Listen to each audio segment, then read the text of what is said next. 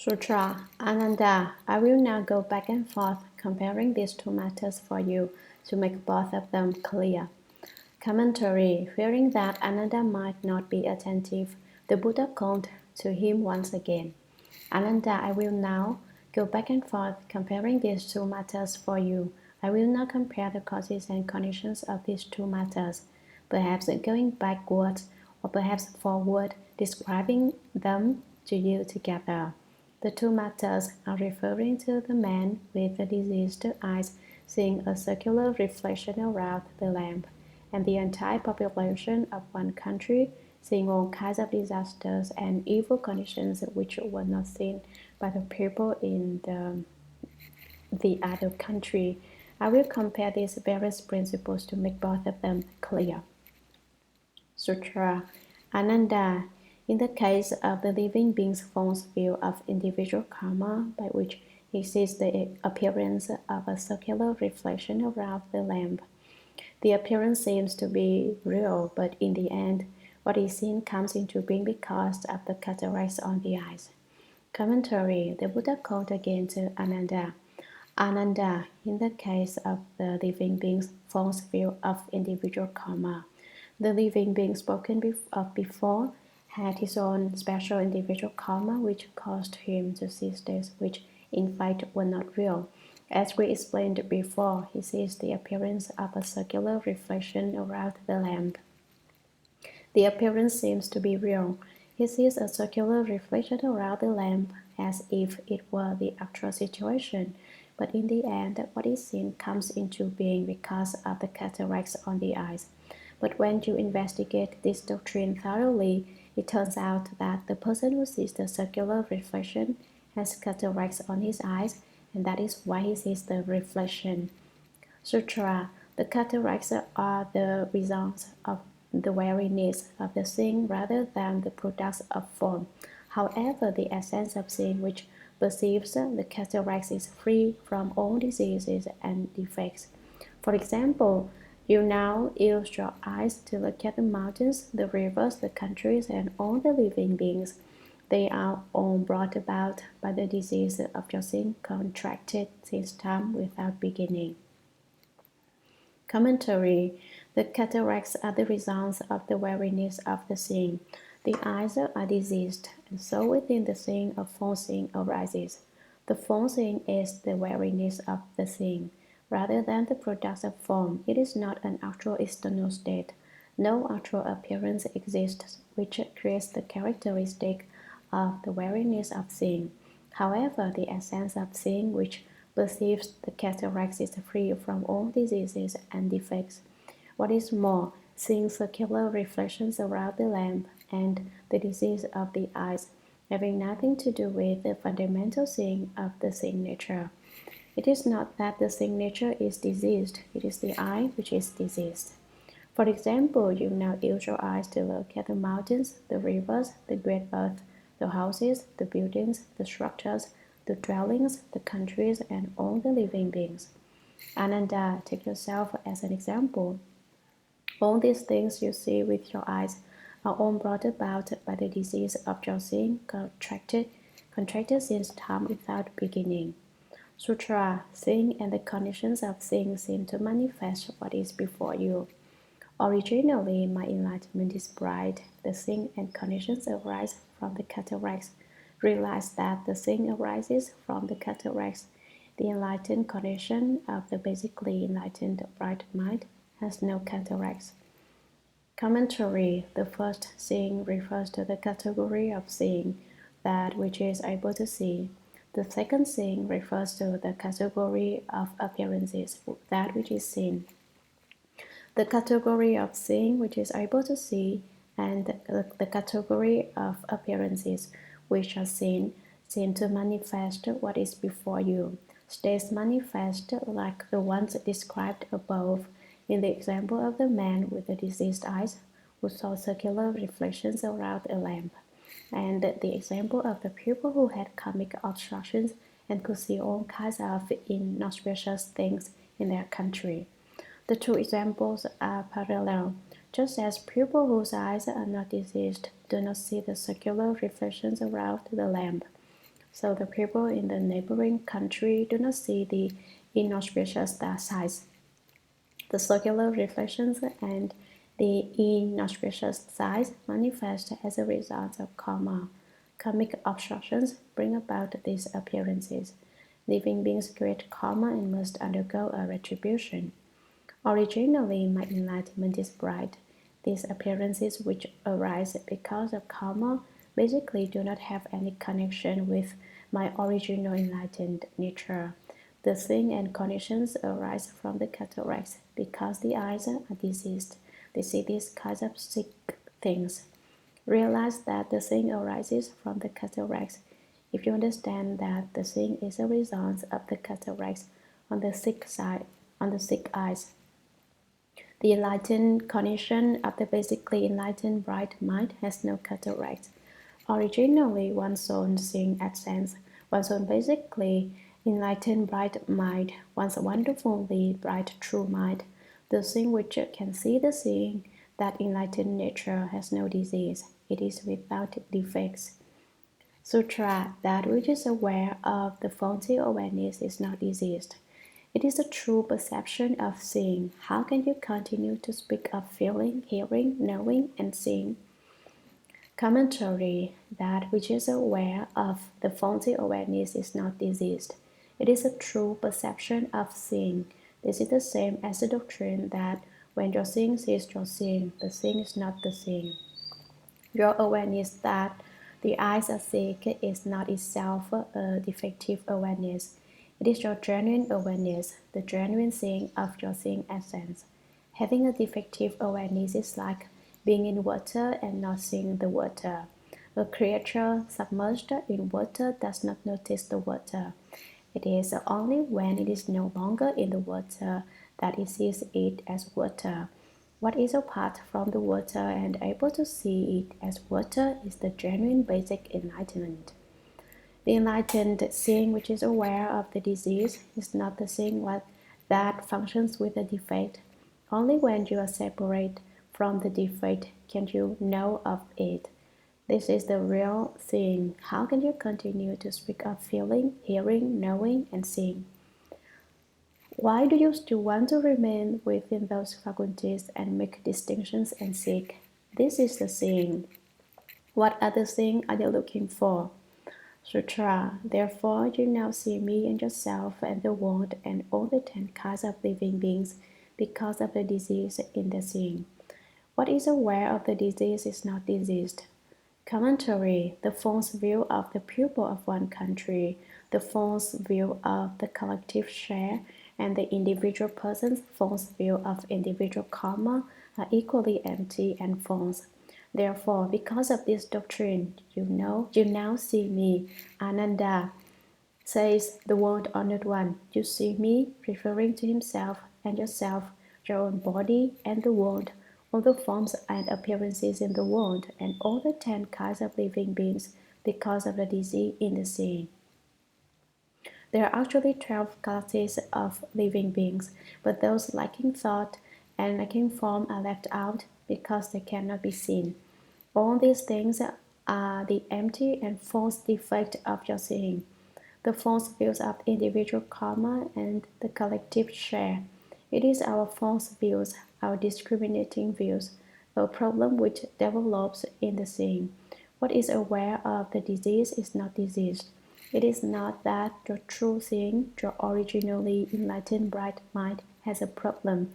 The problem is with the false seeing, which arises in the false views of your collective karma and which makes you see false characteristics. Sutra. The true essential seeing by nature has no disease. Therefore, it is not what we normally call seeing. Commentary. The true essential seeing by nature has no disease. Its seeing essence has no problem. Its basic substance is without defects. So the eyes which sees a circular reflection are not the seeing essence. Since the seeing essence doesn't have any problem, therefore it is not what we normally call seeing. It not only has no problem, it does not have anything at all. Was it called then not seeing? No, there isn't any seeing and there isn't any not seeing. What's being discussed here? It is your inherent genuine thing essence which comes from our inherent enlightened nature. It comes from the place of basic enlightenment. But basic enlightenment is also a name, and basically there isn't even a name. If you give it a name, you're adding a head on top of a head again. If you call it basic enlightenment, you've already said too much. Sutra, Ananda, let us compare the false views of those living beings' collective share with the false views of the individual karma of one person. Commentary, Ananda, why do I say that it is all simply the manifestations of the false views of living beings? I will tell you. Let us compare the false views of those living beings' collective share with the false views of the individual karma of one person. They are the same.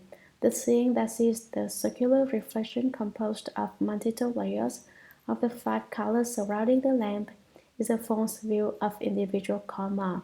The false view of collective seeing is all the citizens of a country seeing the inauspicious sights. They see 2 guns, 2 moons, comets, shooting stars, rainbows and secondary rainbows, and all kinds of inauspicious astrological signs. In China in the past, every time there was a shift in dynastic rule, every time the dynasty or the emperor changed, these kinds of inauspicious things always appeared. Long ago in China, an emperor who saw some inauspicious auspicious signs asked Qin Tianchan, an astrologer, what their meaning was. Qin Tianchan answered that they pointed to the death of the king. But I have a way for you to pass off the calamity of the prime minister. That would not be permissible, said the emperor. If I am meant to die, how can I pull it off on the prime minister? The prime minister looks after important matters in the country. It would never do for him to die. Qin Tianchan said, well, if you don't want the prime minister to die in your place, you can have the people die in his place. It can be turned on the populace at large. The people are the foundation of the state, said the emperor. If the people were to die, what meaning would my imperial reign have? That's also impermissible. He didn't want to do that either. Qin Tianchan said, then you can transfer the calamity to the year. This year the people will starve to death. That would also be possible. But that won't do either, said the emperor. I don't want to starve the people. It's meaningless to be that kind of an emperor. So then Qin Tianchan bowed to the emperor. You are truly a just emperor, so with so much good in your heart, I'm certain that you will not die. There has been an evil omen, but it can change and become auspicious. And the next day, the evil omen disappeared. It is clear from this incident that although evil omens manifest, the evil can be transformed into something lucky. It all lies in a single thought of pupils' minds. If a single thought you change, then what might have been evil can turn into something auspicious. The practice of lighting incense and reciting the Buddha's name before something is about to happen is another method for bringing about a change. Calamities and blessings lie in a single thought to change, Lao Tzu said. If the mind brings forth good, that good affects what has not yet happened and turns it into something auspicious. If the mind brings forth evil, that evil affects what has not yet happened and turns it into something horrendous. In this connection, there are auspicious spirits and evil spirits. You should not think that all spirits are good. The business of evil spirits is repayment in kind. They punish whoever does something wrong. Good spirits protect people who do good. Each spirit has its responsibilities. So the changing of a single thought is extremely important. The fact that that emperor could take responsibility for his own death and not have the prime minister or the people stand in for him or caused the year to be a bad one, allowed him to encounter the evil and turn it into good. So these matters are all subject to change. They are certainly not fixed. I am reminded of Yuan Liao Fan, originally called Yuan Xiaohai, who was an official of the Ming Dynasty.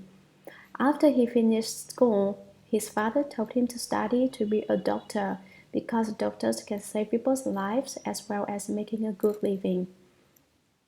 After he began studying medicine, he met an old man named Kung, who had a long beard and who was skilled in physiognomy and divination.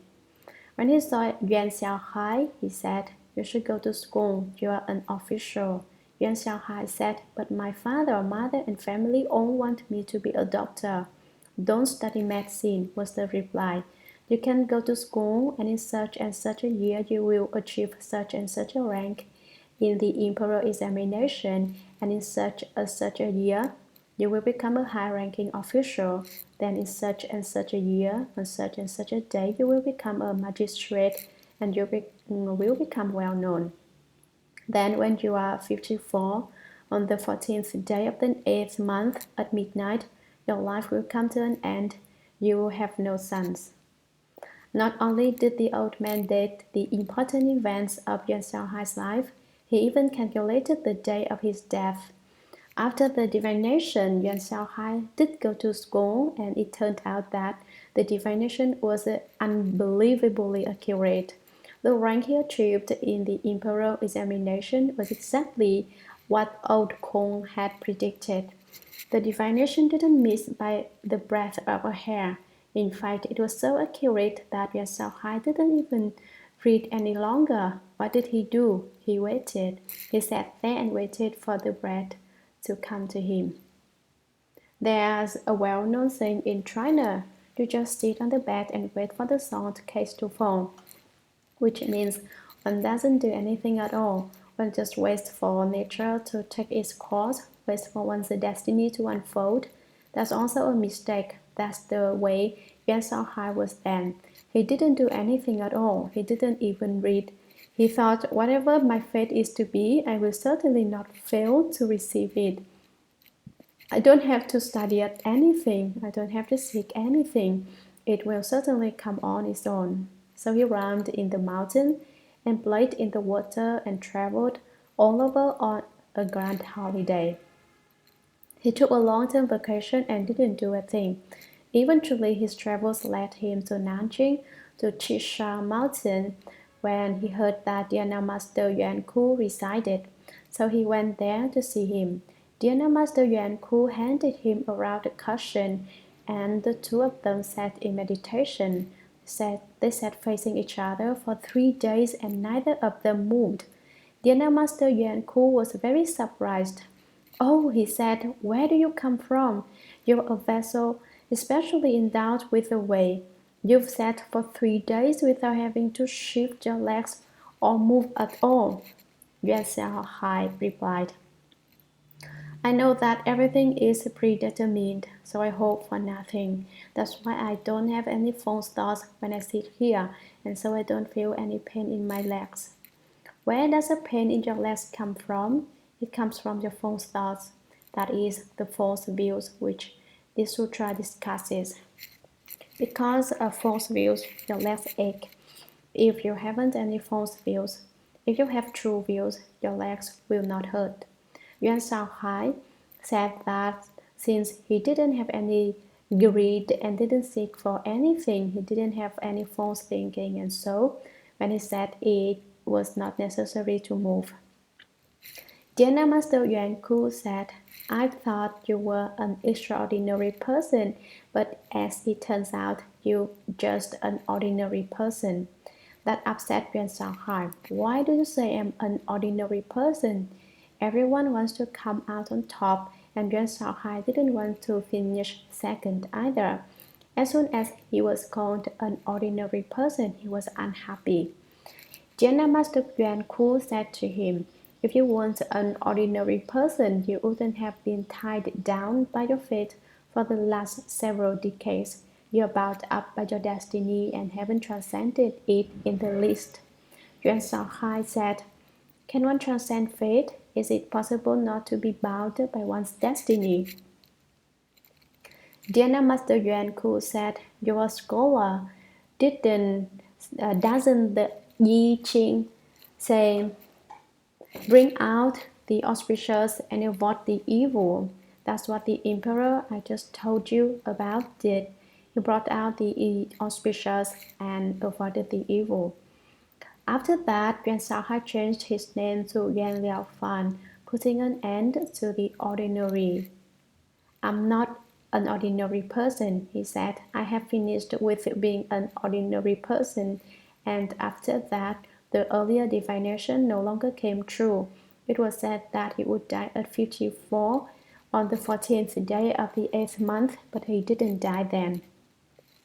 His horoscope said he would have no sons, but he had two. He lived to be over 80, so one's fate is not fixed.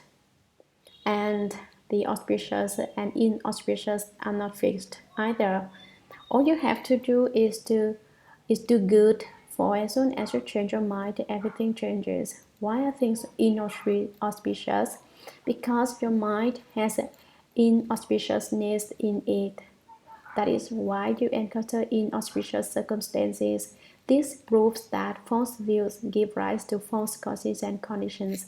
If your views are true, the false causes and conditions disappear.